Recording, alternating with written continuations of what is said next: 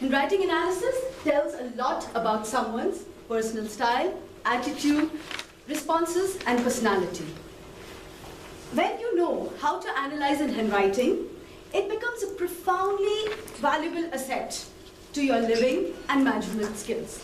And this will definitely give you an added dimension to when you're able to assess a person's handwriting as well as your own handwriting, because you will be able to change a lot about yourself. I'm not an expert in handwriting, but I can really guarantee you, and I've seen it within myself, that with little changes in your handwriting, you can really make a big difference.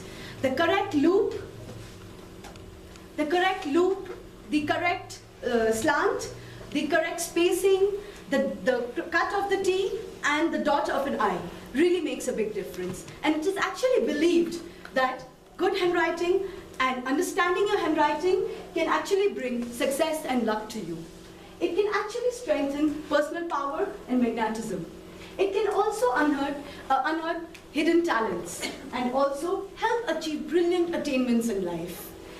I have shared some sheets with you in the beginning of the meeting where I asked you all to write about 5 to 7 lines in the paper. What we're going to do today is just try to understand 5 traits about yourself through your handwriting. I hope you've all written it. Let's begin. To begin with, you will have to just look at your handwriting as a painting. The first thing that we are going to do is understand the emotional energy that you possess. I have 3 samples over here. The first is a very dark handwriting. This implies that if you write it nice and dark with a lot of pressure, you're bound to success. Such people are very successful in life. Second is an average pressure. This is of people who are moderately successful in life, and they kind of just get through the day. People who write very lightly, they are strugglers. They do not have the energy, they do not possess that energy to really succeed in life. Second thing that we're going to look into is the slant of the writing. The slant of the writing, it can be either right ways or straight or towards the left.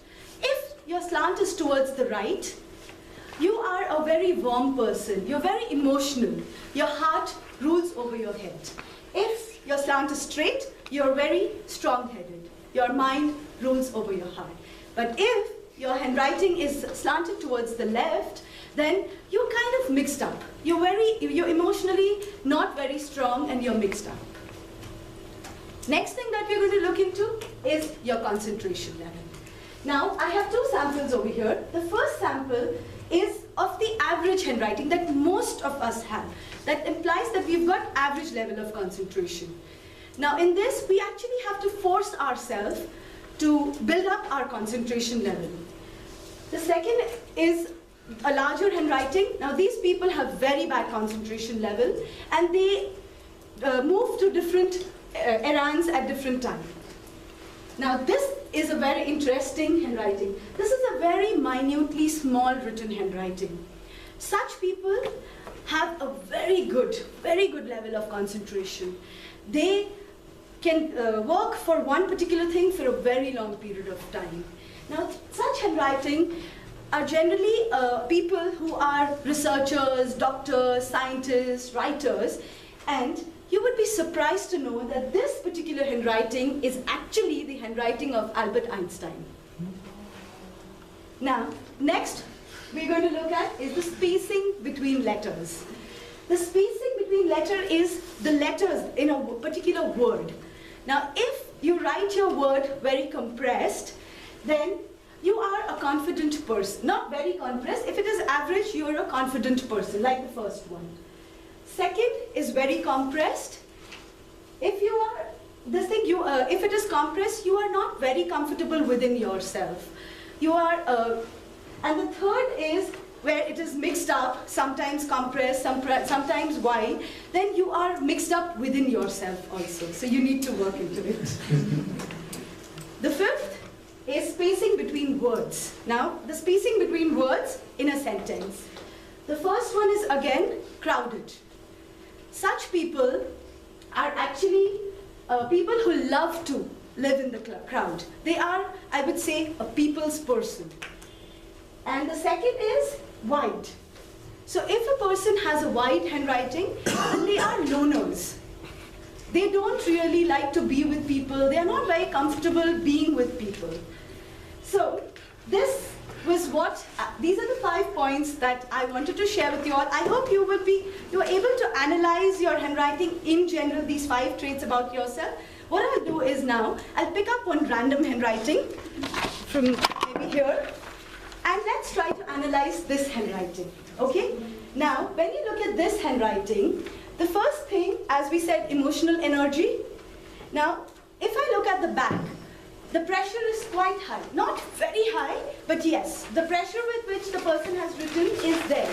So this person tend to be successful in life. Second was, say, the concentration level. The size of the writing is average. So this person possesses average level of concentration.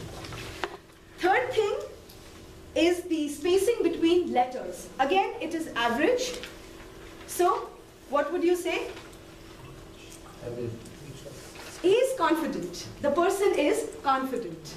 And the spacing between words is wide. So this person is not very comfortable with people. He is more like a loner. And the fifth thing that we watched was the slant. Now here the slant is straight. So this person is quite confident and he is very logical. He thinks from the head. So in the same way, you can start analyzing your handwriting, make little changes in your handwriting and be successful in life. Because with just these little changes also will make a big difference in your life. Over to you.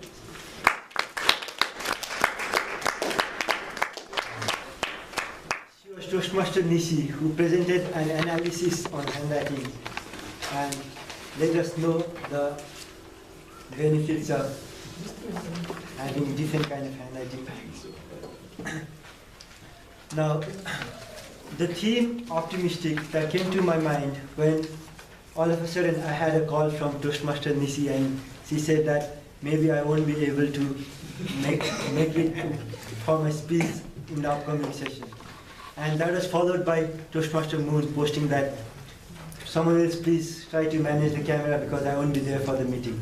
And I called Toastmaster Mansi for an evaluation and she said that she won't be able to make it. Till then, me and Toastmaster Bijan were planning to have the theme as creativity. And after that, I thought that it's better we become more optimistic. Most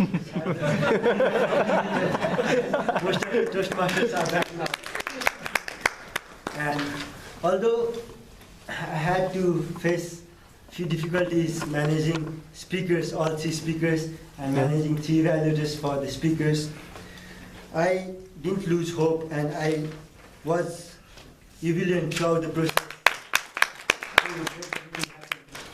So Toastmasters and guests, all the 3 speakers, whether